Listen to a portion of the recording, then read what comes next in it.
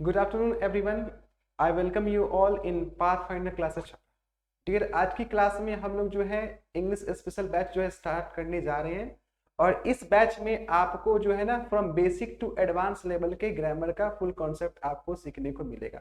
साथ ही साथ उन विद्यार्थी जो इंग्लिश से बड़ा वंचित रह पाते हैं, अंडरस्टैंड नहीं कर पाते हैं, रीड नहीं कर पाते, स्पीक नहीं कर पाते हैं, उनको ये बैच बहुत ही बेनिफिशियल होगा। ठीक है, क्योंकि इस बैच में आपको जो है from basic to advance level की स्टडी कराई जाएगी।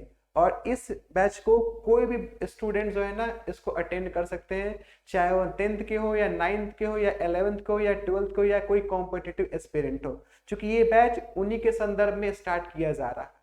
ठीक है, तो चलिए आज हम लोग इंग्लिश स्पेशल बैच स्टार्ट करने जा रहे हैं। इसमें आपको from basic to advance level के ग्रामर सेक्शंस सीखने को मिलेंगे। साथ ही साथ सप्ताह में कभी कभी आपकी स्पोकन क्लासेस भी लगा दी जाएगी। ठीक है, so let's start today our class without wasting time. तो देखिए, ये जो हम लोग का बैच जो है डियर स्टार्ट होने जा रहा है, ये यहाँ पे मैंने डाला हेडिंग क्या, इंग्लिश स्पेशल।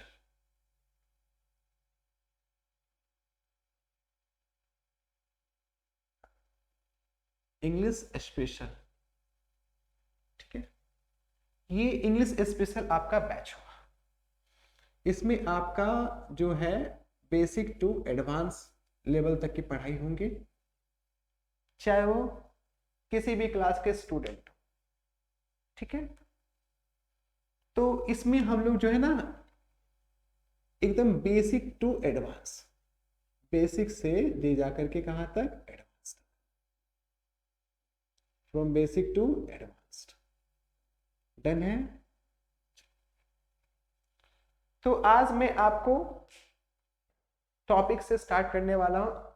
पहले उसका हम लोग क्या करेंगे, फाउंडेशन को तैयार करेंगे। ठीक है, तो मैं इसको वाइप करने जा रहा हूं, आप इसको हेडिंग डाल सकते हैं। चलिए सभी देखेंगे ध्यान से।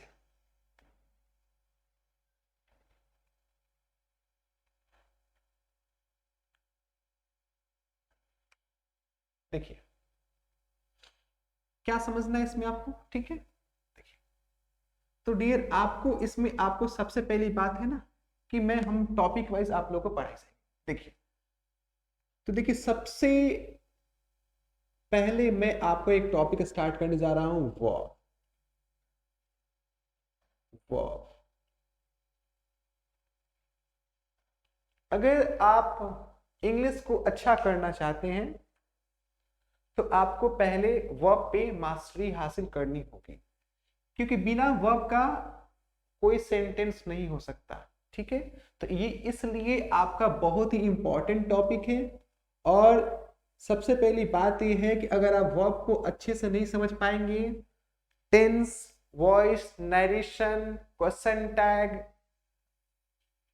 पैराग्राफ, ऐसे आप इस चीज को नहीं कर पाएंगे। ठीक है, तो इसलिए इसको बढ़िया से ध्यान से पढ़ना होगा। एकदम बिल्कुल बेसिक लेवल से पढ़ाई जाएगी। देखिए ये क्या है आपका वर्ब, तो इसको हम लोग बोलते हैं, इसमें आर जो है ना डियर म्यूट होता है। इसमें आर जो है म्यूट होता है, साइलेंट होता है, इसको बोलते हैं वर्ब। कोई ज्यादा रट्टा नहीं मारना है। ठीक है, आपको क्लास बढ़िया से देखते चलना है। देखिए वर्ब, देखिए वर्ब होता क्या, कृपया कर इनका हिंदी मीनिंग जानने के लिए क्रिया, क्योंकि वो आपका हिंदी व्याकरण क्लास हो जाएगा। अब रही बात कि वर्ब होता क्या है। ठीक है, ठीक है, सभी लोग ध्यान देंगे। देखिए ये वर्ब होता क्या है, वर्ब होता क्या है। देखिए, तो वर्ब एक्शन को बताता है, वर्ब एक्शन को बताता है। ये एक्शन होता क्या है, एक्शन मीन्स कोई काम को करना, कोई काम को करना। जैसे मैं आपको पढ़ा रहा हूं, एक्शन क्या हो रहा है, पढ़ाने का। और आप मुझे सुन रहे हैं, तो एक्शन क्या हो रहा है, सुनने का। मैं ये मेरे पास क्या है, मार्कर है, क्या मैं इसको लिख रहा हूं, नहीं, मैंने लिखना स्टार्ट किया, तो एक्शन क्या हो रहा है, लिखने का। क्या हो रहा है, एक्शन लिखने का। नहीं, एक्शन आप खुद करते हैं, एक्शन जो है आप करते हैं। ठीक है, मैंने बोला कि रन, दौड़ो, एक्शन क्या हो गया, रन। तो जो एक्शन समझ पाए, वर्ब किसकी बात करता है? एक्शन को। वर्ब किसकी बात करता है? एक्शन को। जो डियर एक्शन को बताता है उसे क्या बोलते हैं? एक्शन वर्ब बोलते हैं। जरा सभी ध्यान देंगे। एक्शन क्लियर है? एक्शन मीन्स कोई काम को करना, इंग्लिश में डू एनी वर्क बोलती है, ठीक है। तो एक्शन मीन्स कोई काम को करना, जो एक्शन को बताए उसे क्या बोलते हैं? एक्शन वर्ब बोलते हैं, यानी कि वो वर्ब जो एक्शन को बताए उसे एक्शन वर्ब बोलते हैं, ठीक है। जैसे एग्जांपल में मैंने यहां पे लिखा क्या? He sings, he sings a song, वो गाना गाता है। he sings a song, वो गाना गाता है। इसमें एक्शन क्या कर रहा है? वो एक्शन क्या कर रहा है? गाना गाने का, इन सिंग्स। तो सिंग्स क्या हो गया? आपका एक्शन वर्ब हो गया, ठीक है। मैंने बोला क्या? I teach English, I teach English, मैं क्या करता हूं? मैं इंग्लिश पढ़ाता हूं। तो मेरा एक्शन क्या हो रहा है? टीच। एक्शन क्या हो रहा है? टीच, पढ़ा, ठीक है। तो समझ पाए कि वर्ब जो है एक्शन को बताता है, जो एक्शन को बताता है डियर उसे क्या बोलते हैं? एक्शन वर्ब बोलते हैं। जिसको आपको करना पड़ता है वो एक्शन होता है, ठीक है। चलिए अगली बात करते हैं वर्ब के नेक्स्ट टाइप की। तो एक्शन वाला क्लियर हो गया। अब देखिए, अब एक होता है आपका हैपनिंग। हैपनिंग, जरा सभी ध्यान दें। एक्शन क्लियर हो गया है, अब हम लोग बात करते हैं हैपनिंग। हैपनिंग एक होता है हैपनिंग। हैपनिंग क्या होता है जरा समझिए। आप अभी घर में हैं, पंखा चल रही है, पंखा अचानक गिर गया, तो क्या पंखा को आप गिराएं? बिल्कुल नहीं, वो ऑटोमेटिकली हो गया, ठीक है। तो उससे बोलते हैं हैपनिंग। हैपनिंग मीन्स अचानक कोई घटित हो जाए, तो जो हैपनिंग को दिखाता है उसे क्या बोलते हैं? Happening verb. जो हैपनिंग को दिखाए उसे क्या बोलते हैं? हैपनिंग वर्ब, ठीक है।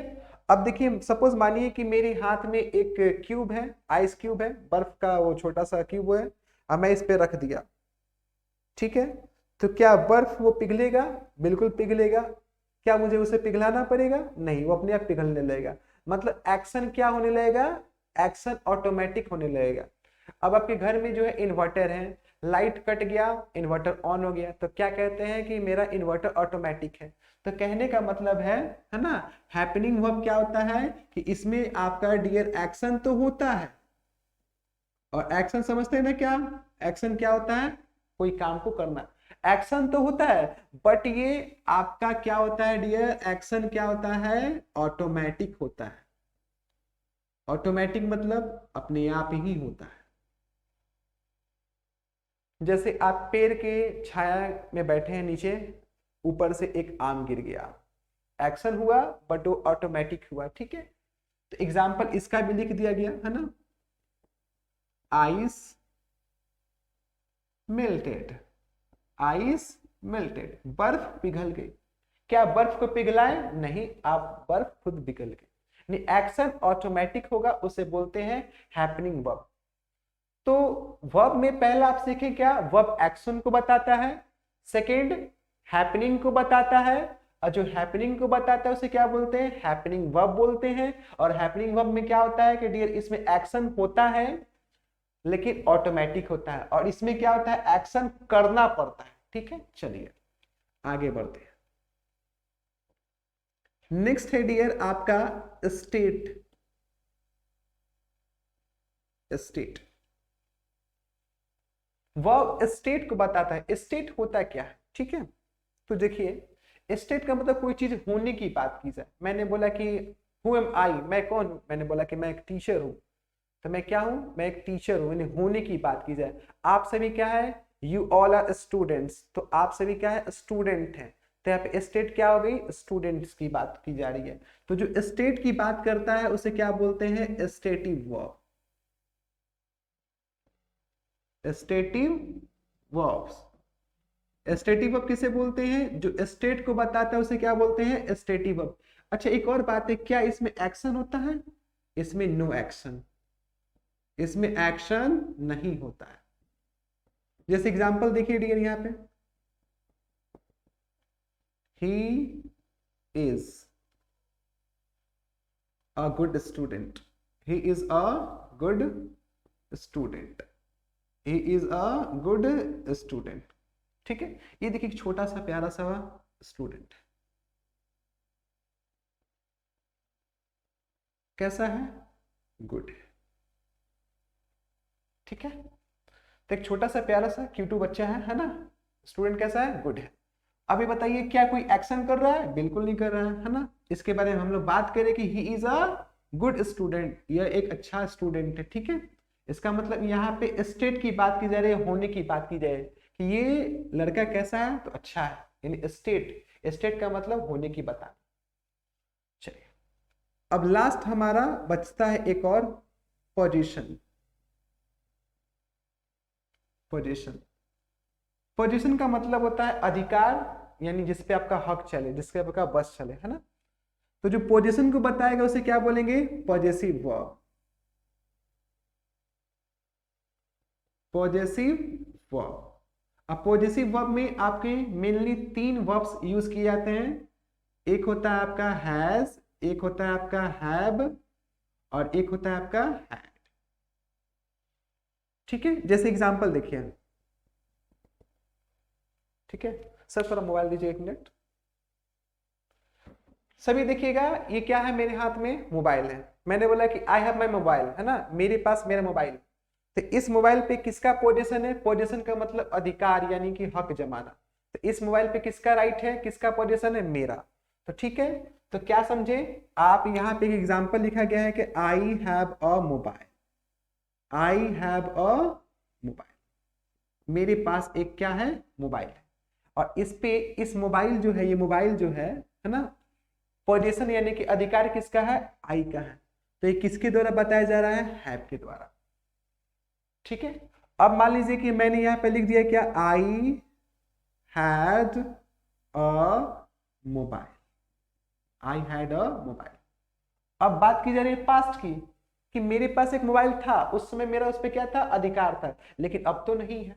ठीक है, तो आप समझ पा रहे हैं, मैं एक बार फिर से आपको रिकॉल करा देता हूं कि वर्ब सिर्फ एक्शन नहीं होता है, वर्ब एक्शन को भी बताता है, हैपनिंग को भी बताता है, स्टेट को भी बताता है, और पोजीशन को बताता है। जो वर्ब एक्शन को बताता है उसे एक्शन वर्ब बोलते हैं, जो वर्ब हैपनिंग को बताता है उसे हैपनिंग वर्ब बोलते हैं, और जो वर्ब स्टेट को बताता है उसे स्टेटिव वर्ब कहते हैं, और जो वर्ब पोजीशन को बताता है उसे पॉजिटिव वर्ब बोलते हैं। ठीक है, तो अगर आपसे कोई पूछे कि what is verb, what do you mean by verb, तो सिर्फ ये मत कहिए कि verb is an action word. ठीक है, आपको ये बताना होगा कि a verb represents an action, happening, state and position. कहने का मतलब ये है कि वर्ब एक्शन को, हैपनिंग को, स्टेट को और पोजीशन को बताता है, उसे ही क्या बोलते हैं हम लोग? वर्ब बोलते हैं। ठीक है, तो मैं इसका डेफिनेशन में आपको लिख देता हूं बढ़िया से। ये हम लोग क्या किए, हम लोग इसका क्या किए, बढ़िया से जो है ना क्रिएट किए डेफिनेशन को। अब मैं इसको वाइप कर रहा हूं।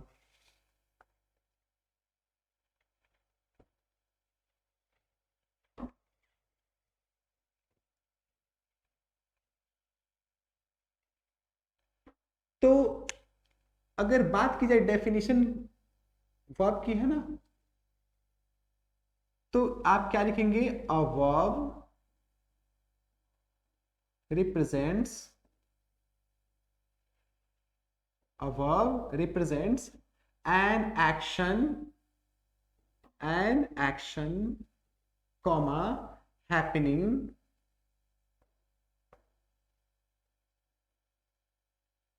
comma, state and position, and position. ठीक है, तो this is the correct definition of verb. If I ask you dear, a verb represents an action, happening, state and position. यानी कि वर्ब उसे कहते हैं जो एक्शन को बताता है, हैपनिंग को बताता है। हैपनिंग में क्या होता है, एक्शन ऑटोमेटिक होता है, स्टेट में एक्शन नहीं होता है, और पोजीशन का मतलब जिसपे आप अधिकार को दर्शाते हैं। ठीक है, चलिए अब आगे हम लोग बढ़ते हैं। तो ये हमारा वर्ब का जो है डेफिनेशन हम लोग का क्या हो गया, तैयार हो गया। ठीक है, अब जरा समझिए, अब आपको समझ में आया कि वर्ब जो होता है जैसा जिसका काम वैसा उसका नाम। ठीक है, अब यहां पे देखिए, तो वर्ब में देखिए बहुत प्रकार के आपके वर्ब्स होते हैं, यहाँ पे लिखा गया है, डिवाइडेड किया गया है। ठीक है, तो पहला देखिए डियर, आपको पढ़ना होगा डियर आपका मेन वर्ब। मेन वर्ब, क्योंकि मेन वर्ब बहुत सारे होते हैं ना, तो मैंने क्या लिख दिया, मेन वर्ब्स। ठीक है, आप हेडिंग डाल सकते हैं। दूसरा जो है आपका लिखा गया है हेल्पिंग वर्ब्स। ये वर्ब के क्या है, आपके काइंड्स हैं, हेल्पिंग वर्ब्स। ठीक है, तीसरा देखिए लिखा गया है modal helping verbs. Modal helping verbs. Next, चौथा जो लिखा गया है ट्रांजिटिव वर्ब। Transitive verb. पांचवा इंट्रांजिटिव वर्ब। Intransitive verb. छठा देखिए आगे finite verb. Next non finite verb. Non finite verb. 8 number देखिएगा irregular verb. Irregular verb.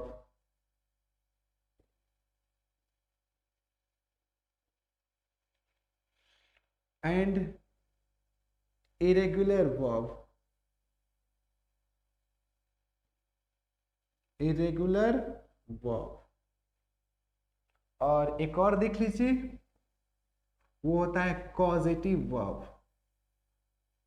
CAUSATIVE, causative verb। तो देखिए जितने वर्ल्ड में वर्ब्स होते हैं मैंने उसका बोर्ड पे नाम लिख दिया। अब इसको हम लोग क्या करेंगे, एक एक करके ना, एक एक करके बढ़िया से स्टडी करेंगे। ठीक है, तो पहले देखिए हमारा नाम दिया गया है, पहला जो वर्ब जो आता है, इसकी पहली जो टर्म आती है वो है मेन वर्ब्स। ठीक है डियर, क्या होती है, मेन वर्ब्स। तो जानेंगे ना क्या होता है। ठीक है, चलिए आइए, अब इसको मैं वाइप कर रहा हूं, आप हेडिंग डाल सकते हैं।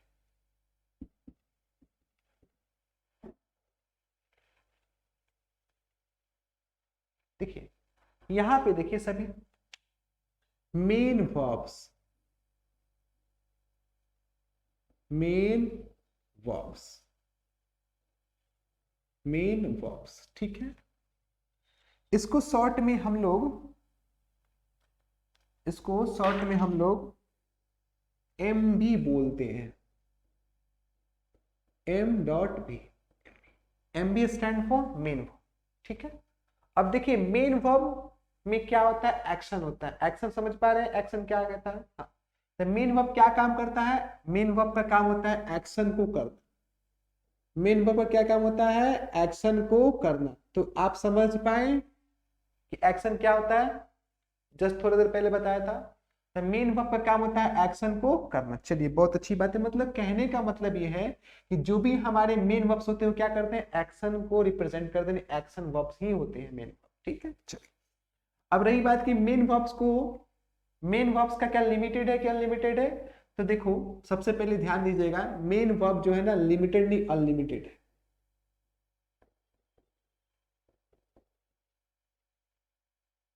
मतलब मेन वर्ब को आप ये नहीं कह सकते कि इतना होता है, मेन वर्ब क्या है, अनलिमिटेड है। बट इसको क्या किया गया है, 5 पार्ट्स में डिवाइड किया गया।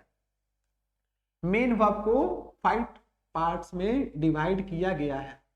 जिसमें से पहला आपका आ गया मेन वर्ब का फर्स्ट, और ये बहुत ही इंपॉर्टेंट कॉन्सेप्ट है, ये आपका बहुत ही इंपॉर्टेंट कॉन्सेप्ट है, क्योंकि अगर आप इसको जान गए तो आपको इंग्लिश जो है ना आसान लगने लगेगा। तो देखिए ये है मेन वर्ब का फर्स्ट फॉर्म, दूसरा लिखा गया है मेन वर्ब का सेकेंड फॉर्म, तीसरा डियर लिखा गया है मेन वर्ब का थर्ड फॉर्म, चौथा लिखा गया है मेन वर्ब का फोर्थ फॉर्म, और डियर पांचवा लिखा गया है मेन वर्ब का fifth form. Basically main verb को 5 पार्ट्स में डिवाइड किया गया है, मेन वर्ब का फर्स्ट फॉर्म, मेन वर्ब का सेकेंड फॉर्म, मेन वर्ब का third form, fourth form, fifth form, जिसको शॉर्ट में देखिए क्या बोलते हैं, V1, V2, V3, V4, V5, है ना। इसको शॉर्ट में आप क्या बोलेंगे, V1, V2, V3, V4 and V5, short में आप इसको बोलते हैं। ठीक है, क्लियर है सभी को यहाँ तक।